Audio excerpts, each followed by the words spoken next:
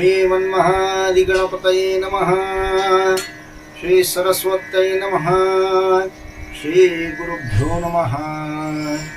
वक्रतुंड महाकाय सूर्यकोटि समप्रभ निर्विघ्नं कुरु मे देव सर्वकार्येषु सर्वदा। या कुन्देन्दु तुषारहार धवला या शुभ्रवस्त्रामृता या वीणावरदण्डमण्डितकरा या श्वेतपद्मासना या ब्रह्माच्युत शंकर प्रभुतिभिर्देवैः सदा वन्दिता। सा मां पातु सरस्वती भगवती निःशेषजाड्यापः। मूकं करोति वाचालं पङ्गुं लङ्घयते गिरिं यत्कृपातमहं वन्दे परमानन्दमाधवं। गोपालकृष्ण भगवान की जय। माऊली ज्ञानेश्वर महाराज की जय। जय जय रघुवीर समर्थ समर्थ सद्गुरु श्री गजानन महाराज की जय। समर्थ सद्गुरु श्री रामदास स्वामी महाराज की जय। भारत माता की जय। जय जय आचार्या समस्त सुरवर्या प्रज्ञा प्रभात सूर्या सुखोदया। परब्रह्माचा उपदेश करणारे आहे सद्गुरु, जे आपण ब्रह्मदेवादी सर्व देवांना पूज्य प्रज्ञारूप प्रभात करणारे सूर्य व चित्तात ब्रह्मसुखाचा उदय करणारे आहात, त्या तुमचा जय जयकार असो। आचार्या आचार्यवान पुरुषो वेद इत्यादी श्रुतीतून आचार्य या हा शब्द ब्रह्मोपदेशक गुरुलाच लावला आहे।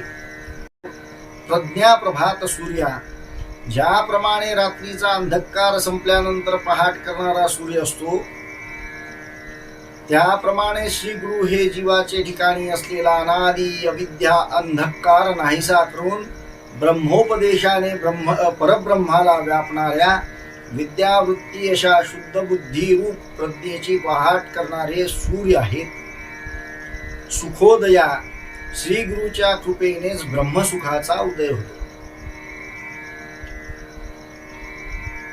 जय जय सर्व विसावया सोहम भाव सुहावया नाना लोक हेलावया समुद्रातू।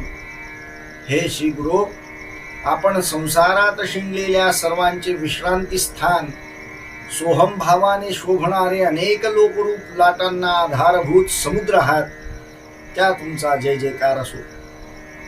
सर्व विसावया सोहम भाव सुहावया, श्री गुरुच्या सहवासात सर्व संसार दुःखाचा विसर पडतो, म्हणजे सर्व दुःखे नाहीशी होतात व सोहम भावाची प्रतीती येते। नाना लोक हेलावया समुद्रातू, सर्व ब्रह्मांड श्री गुरुच्या सत्तेवर भासते। येथे परमेश्वराच्या ऐक्याने श्री गुरुचे स्तवन केले आहे।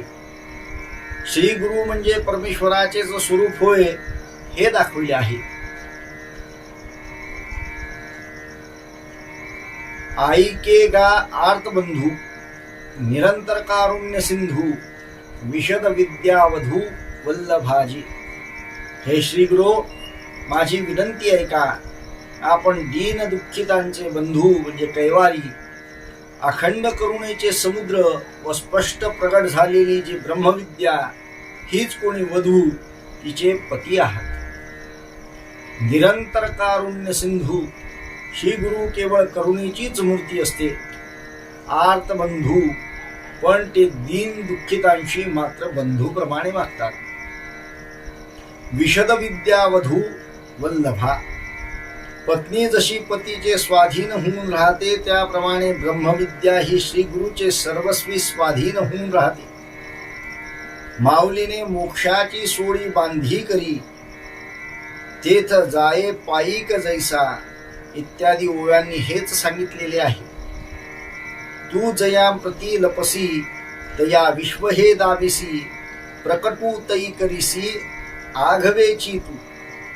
तू ज्यांना आपल्याला दाखवित नाहीस किंवा तू ज्याच्यापासून लपून राहतोस त्यांना हे विश्व दाखवतोस, व ज्यांना प्रकट होतोस त्यांना हे संपूर्ण तूच आहेस असा प्रत्यय आणून देतोस।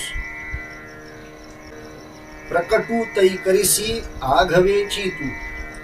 त्रिगुणात्मक प्रतीती अज्ञानजन्य असून आत्मज्ञानाने अज्ञान नष्ट झाले की जीवाने कल्पिलेले जगत वस्तुत्व नष्ट होऊन रूपे परब्रह्माशी ऐक्य पावतात व नामरूपासह एक सगुण सच्चिदानंद परब्रह्मच अनुभवाला येते, हेच माऊलींनी या ठिकाणी दाखवलेले आहे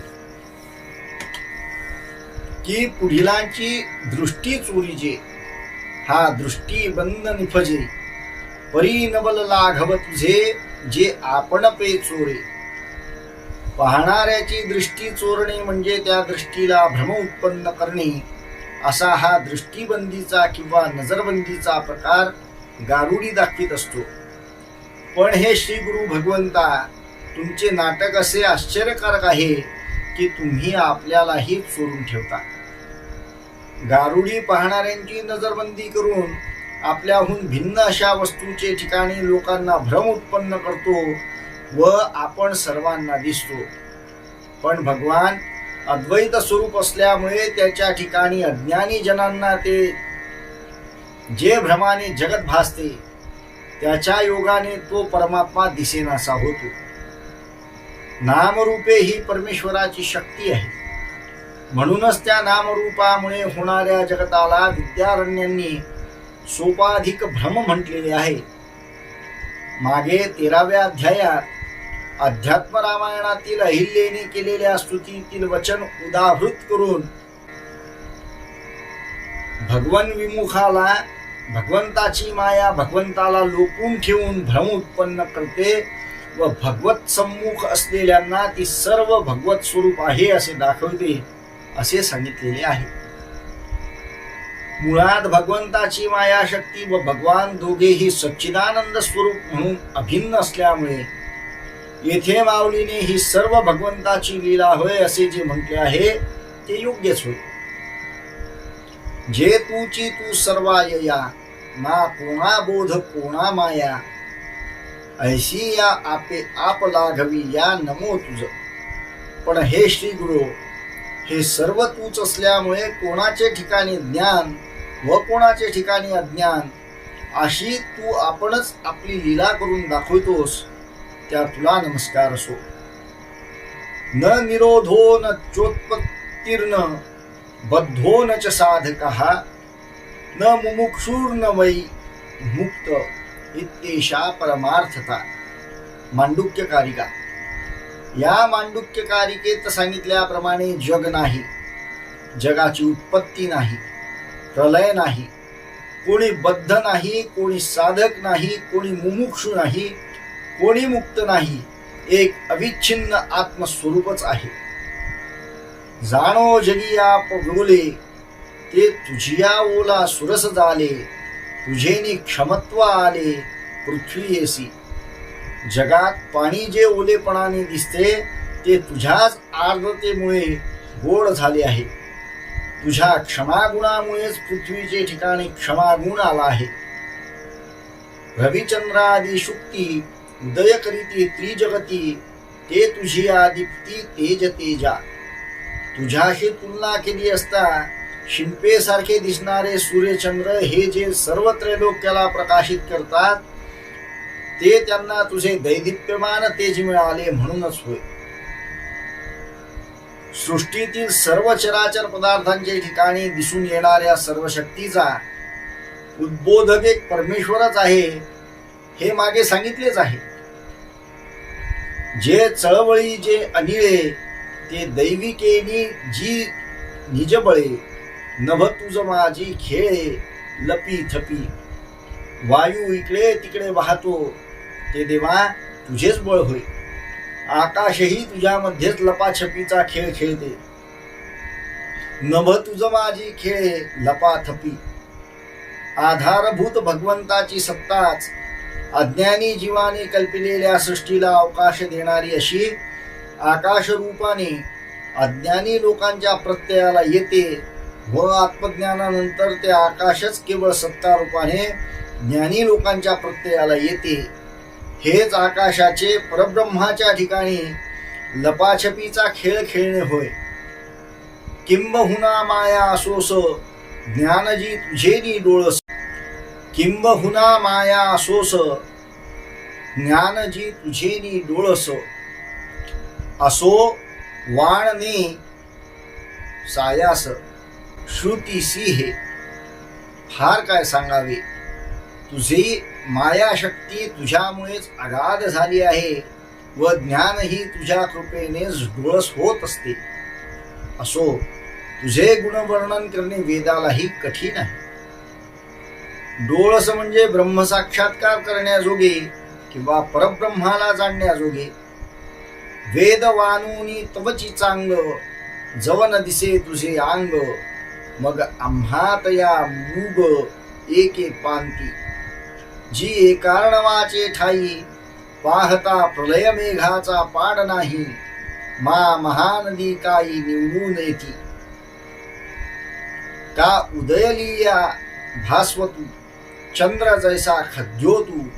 आम्हा श्रुती तुझ आतू, तो पाडू असे. आणि दुजया थांबवत मोडे, जेथ परेसी वैखरी बुडे. तो तू मा कोणे तोडे वानावासी. तुझ्या स्वरूपाचा प्रत्यय येत नाही तोपर्यंत वेद तुझी उत्तम स्तुती करणारा म्हणून गौरवास पात्र होतो. आणि तुझा प्रत्यय आला की वेद व आम्ही दोघेही एका मौनाच्या पंगतीत बसतो. प्रलयकाली 7ही समुद्र एकत्र मिळून एकच समुद्र झाला असता, जेथे त्याच्याशी प्रलयकाळच्या मेघाला देखील बरोबरी करता येत नाही, तेथे त्याच्याशी तुलना करण्यास महानदी निवडता येईल काय? किंवा सूर्य उगवल्याबरोबर चंद्र जसा त्या पुढे काजव्यांसारखा होतो, तशीच आमची व वेदाची तुझ्याशी तुलना होऊ शकते. तुझ्या स्वरूपाचे ठिकाणी दुसऱ्या वस्तूला अवकाशच राहत नाही व परा, पश्यंती, मध्यमा आणि वैखरी या 4ही वाणी लय पावतात.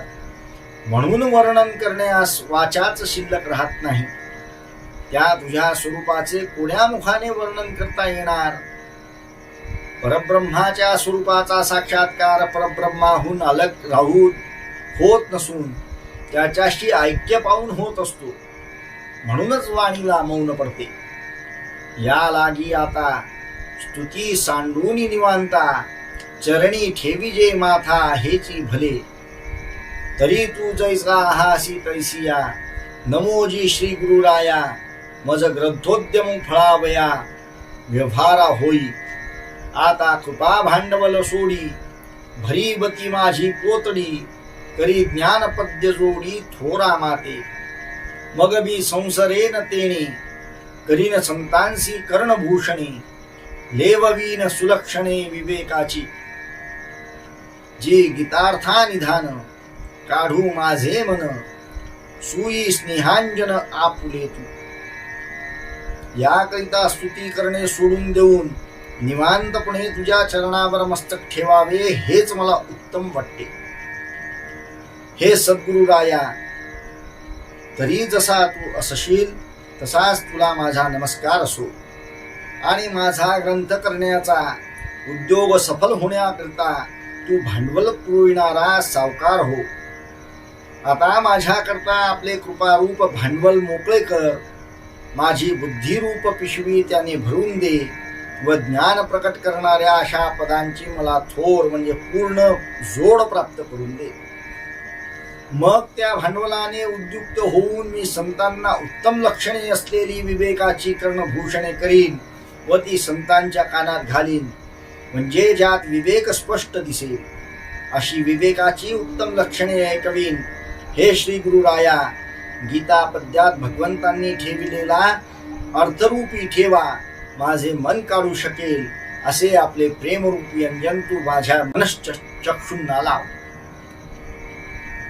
यस्य देवे परा भक्तिर्यथा देवे तथा गुरोः, तस्यैते कथितार्हताः प्रकाशन्ते महात्मनाः. सगुण भगवान व श्री गुरु यांचे ठिकाणी निस्सीम प्रेमरूप पराभक्ती करणाऱ्यांनाच भगवंताच्या वचनांचा खरा अर्थ समजू शकतो, अशी श्वेताश्वतर उपनिषदात श्रुती आहे. या श्रुतीतील तत्वाला धरूनच माऊलींनी श्री गुरुची याचना केली आहे. ज्ञानेश्वर महाराज गीतेचा अर्थ सांगण्यास ज्ञानेश्वर महाराज गीतेचा अर्थ सांगण्यास पात्र अधिकारी का याचा उहापोह आम्ही मागे गीतेच्या 10व्या अध्यायातील ओळी क्रमांक 47 वरील गुढार्थ दीपिकेत केलेलाच आहे. हे वाकसृष्टी एके वेळे देख तू माझे बुद्धीचे डोळे, तैसा उदय जो जी निर्मळे कारुण्य बिंबे. माझी प्रज्ञा वेली वेल्हाळ काव्ये होय सुफळ, तो वसंत होई स्निहाळ शिरोमणी. प्रमेय महापुरे हे मतिगंगा ये थोरे, तैसा वर्ष उदारे दिठी वेली. आगा विश्वैक धामा तुझा प्रसाद चंद्रमा, करू मज पौर्णिमा स्फूर्तीची जी. जी अवलोकी लिया माते उन्मेष सागरी भरिते, ओसंडेल स्फूर्ती ते रसवृत्तीचे. तव संतोषोनी श्री गुरुराजे, म्हणितले विनती व्याजे. मांडिले देखोनी दुजे स्तवन निमिषे. माझ्या बुद्धीचे डोळे एकाच वेळेला संपूर्ण वाङ्मय सृष्टी पाहू शकतील अशा रीतीने शुद्ध केवळ करुणेची मूर्ती होऊन तू माझ्या ठिकाणी प्रकट व्हावे. प्रेम करणाऱ्यांमध्ये श्रेष्ठ अशा श्री गुरु, माझी बुद्धी रूपो विस्तारलेली वेली, माझी बुद्धिरूपी विस्तारलेली वेली ज्या वसंत ऋतूमुळे काव्य रूपाने फलद्रूप होईल, तो वसंत ऋतू तू हो. माझी बुद्धिरूपी गंगा सिद्धांत रूपी थोर महापुराने भरून येईल असा तू अत्यंत उदार होऊन आपल्या कृपादृष्टीचा वर्षाव कर. विश्वाला एकमेव आधार असलेल्या श्री गुरु, तुझ्या कृपा प्रसाद रूपी चंद्रमला स्फूर्तीची पौर्णिमा करो, म्हणजे पूर्ण स्फूर्ती देवो. त्वा मजकडे कृपा दृष्टीने पाहिल्यास ज्ञान समुद्रावर उठणाऱ्या स्फूर्तीला रसवृत्तीचे म्हणजे साहित्य अलंकाराचे भरते ओसंडू लागेल. स्तुती करणाऱ्याच्या निमित्ताने अत्यंत नम्रतेने नाममात्र द्वैत स्वीकारलेले पाहून श्री गुरु निवृत्तीनाथ महाराज संतुष्ट होऊन म्हणाले, हे असो आता वांजटा, तो ज्ञापनार्थ करुणी गोमटा. ग्रंथा दावी उत्कंठा भंगो नेदी. हो काजी स्वामी हेची पाहत होतो मी, जे श्रीमुखे म्हणा तुम्ही ग्रंथ सांग. सहजे दुर्वेचा डिरू अंगेची तव अमरू, वरी आला पुरू पियुषाचा. तरी आता येणे प्रसादे विन्यासे विदग्धे, मूळ शास्त्रपदे वाखानीन. परी जीवा आंतुलीकडे जैसी संदेहाची डोणी पुढे, ना श्रवणी तरी चाडे वाढी दिसे. तैसी बोली साचारी अवतरो माझी माधुरी, माले मागूनी घरी गुरुकृपेच्या. तरी मागा त्रयोदशी अध्यायी गोष्टी ऐसी, श्रीकृष्ण अर्जुनेशी चावळले. जे क्षेत्रज्ञ योगे होई जे येणे जगे, आत्मा गुणसंगे संसारिया. आणि हाची प्रकृती गतू, सुख दुःख भोगी हेतू, अथवा गुणातीतू केवळू हा. हे व्यर्थ बोलणे आता पुढे.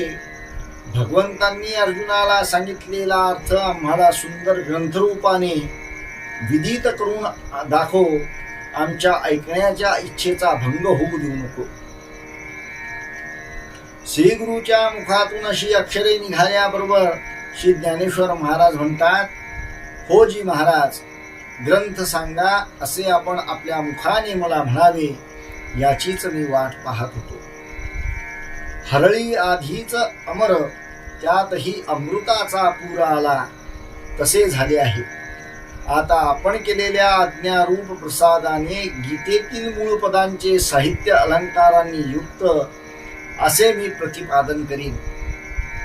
ज्या रीतीने जीवांच्या अंतःकरणातील संशयाची नौका बुडून जाईल, आणखी श्रवणेंद्रियांच्या ठिकाणी ऐकण्याची अत्यंत इच्छा वाढेल, तसे खरोखर मधुर झालेले बोलच माझ्या मुखातून निघावे अशी गुरुकृपेच्या घरी माले म्हणजे खंडोबाचा नागर गळ्यात घालून मागितलेली भिक्षा मी मागतो.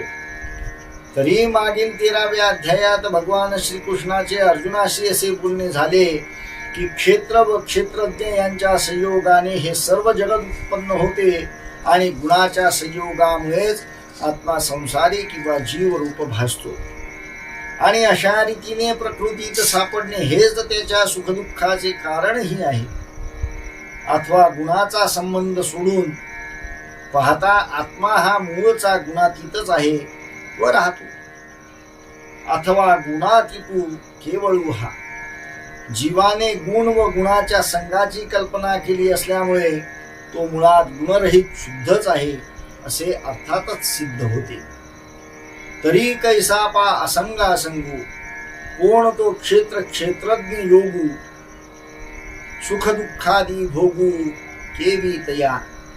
गुणते कैसे किती, बांधती कवणे रीती, ना तरी गुणातीती चिन्हे काही.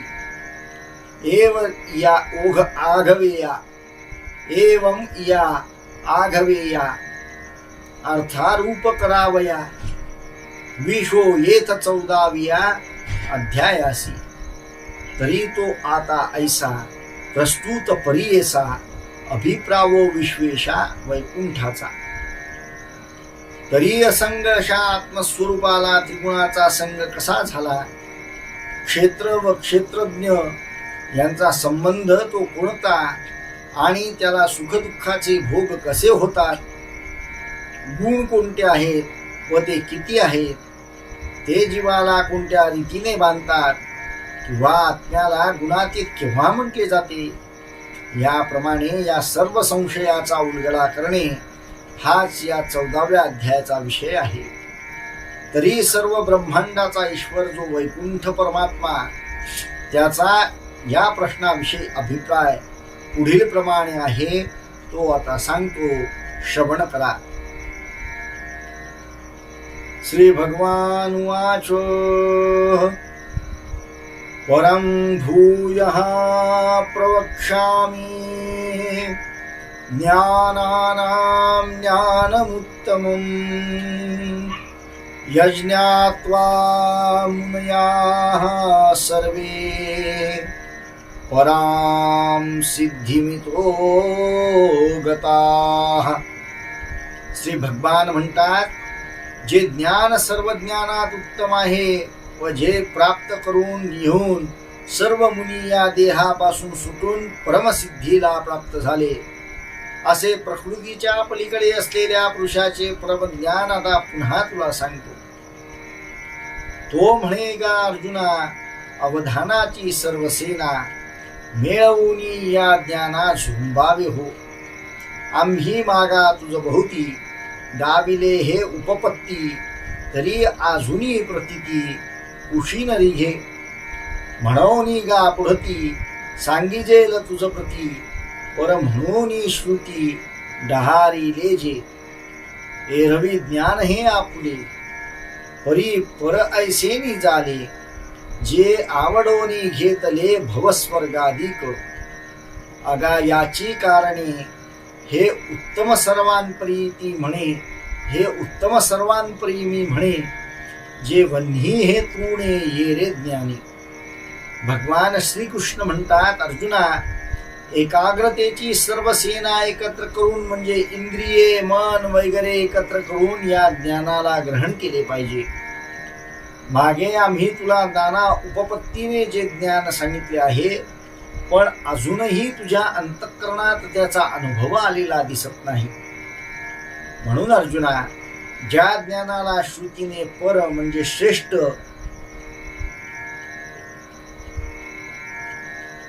असे वारंवार म्हटले आहे, ते ज्ञान तुला पुन्हा सांगतो. खरोखर ज्ञान हे आपले आत्मस्वरूप होय. हे विसरून जीवाने आपल्या अंतःकरणात संसार स्वर्गाधिकांचे ज्ञानच आवडीने धरून ठेवल्यामुळे आपल्या आत्मस्वरूपाच्या ज्ञानाला पर असे म्हणण्यात आले आहे.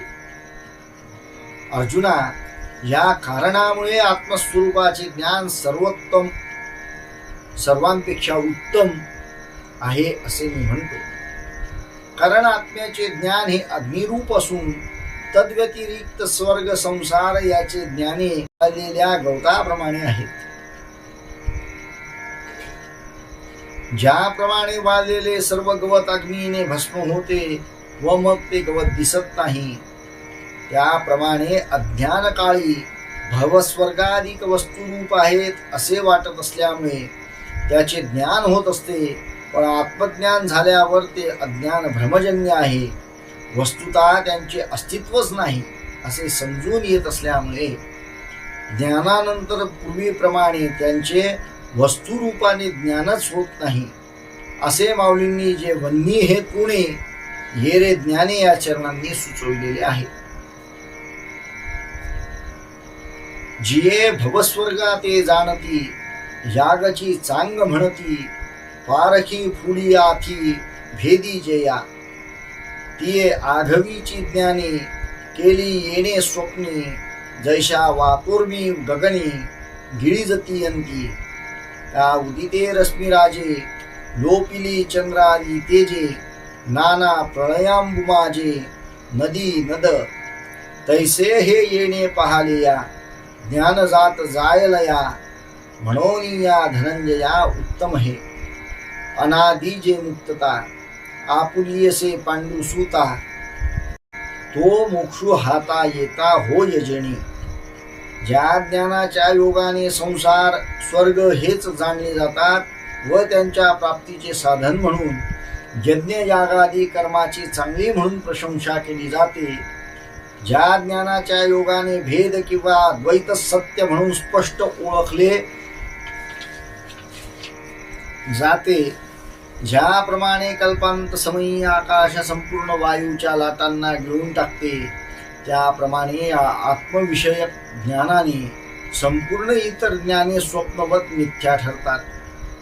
किंवा हजारो किरणांनी युक्त अशा सूर्याचा उदय झाल्याबरोबर चंद्रादिकांचे तेज लोपले जाते, किंवा प्रलयात एकार्णवाची स्थिती झाली असता सर्व नदी नदांचा अलगपणा नाहीसा होतो, त्याप्रमाणे ही आत्मज्ञान दृष्टी प्रकट झाली असता संपूर्ण ज्ञाने लयाला जातात. म्हणून आम्ही अर्जुना आत्मज्ञानाला उत्तम म्हणतो.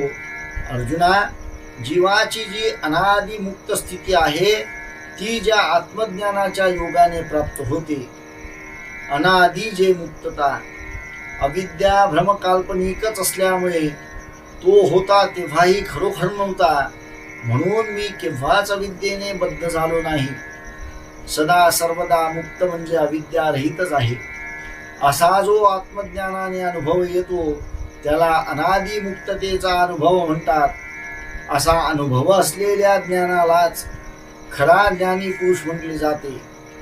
मी पूर्वी बद्ध होतो, आता मुक्त झालो असे ज्या ज्ञानाला वाटते तो ज्ञानी अजून भ्रांतीतच आहे असे म्हणावे लागते. म्हणून बंधची तव वावो वा मोक्षाके प्रस्तावो. मी बद्ध आहे असे म्हणणे जेथे भ्रांतीजन्य म्हणून व्यर्थ आहे, येथे मी मुक्त झालो हे म्हणणेही भ्रांतीजन्यच होते. नित्यमुक्त आत्म्याचे ठिकाणी बंध मोक्षाला वाव नसल्यामुळे बंध व मोक्ष मानणे हे दोन्ही प्रकार भ्रांतीजन्य ठरतात असे माऊलींनी अमृतानुभवात म्हटलेले आहे. जयाची या प्रतिती विचारवीरी समस्ती, नेदिजेची संस्कृती माथा उधऊ, मने मन घालून मागे विश्रांती झाली अंगे, ते देही देहाजोगे होती चीना. ज्या ज्ञानाचा अनुभव आला असता विचारशक्ती प्राप्त होऊन विचारवंत झालेले सर्व वीर संसाराला डोके वर काढू देत नाही, म्हणजे ज्या ज्ञान विचाराने संसाराचे अस्तित्वच आहे असे कधीच वाटत नाही. मनानेच मन मागे सारून व शरीराने विश्रांती स्वरूप झाल्यावर ते देहात असूनही देहाजोगे होत नाहीत, म्हणजे देहाशी ऐक्य पावत नाहीत. मने मन लून या भागे, विश्रांती झाली या अंगे. मनो हि द्विविधं प्रोक्तम, शुद्धं चाशुद्धमेव च. अशुद्धं कामसंकल्पं, शुद्धं कामविवर्जितम्. अशुद्ध किंवा विकारी व शुद्ध किंवा विचारी असे दोन प्रकारचे मन आहे. हे मागे सांगितलेच आहे. अशुद्ध मनाची धाव विषयाकडे असते व ती झाली असता शरीर इंद्रिये ही सारखी विषय प्राप्तीच्या उद्योगात लागतात. शुद्ध मनाची धाव अंतर्मुख होऊन आपल्याकडे वळलेली असते. या विवेकयुक्त शुद्ध मनाला मागे सारले असता विषय सुख प्रवृत्ती क्षीण होत असल्यामुळे शरीर व इंद्रिये यांचा उद्योगही शांत होतो. ते देही देहाजोगे होतीची ना. विषय सुखापासून निवृत्त झालेले मन स्थिर होत असल्यामुळे त्याच्या ठिकाणी विवेक ज्ञान अखंड जागृत असते. म्हणून ज्ञानी पुरुष देहात असूनही देहाशी ऐक्य पावत नाहीत, ते आत्मस्वरूप होऊनच राहतात.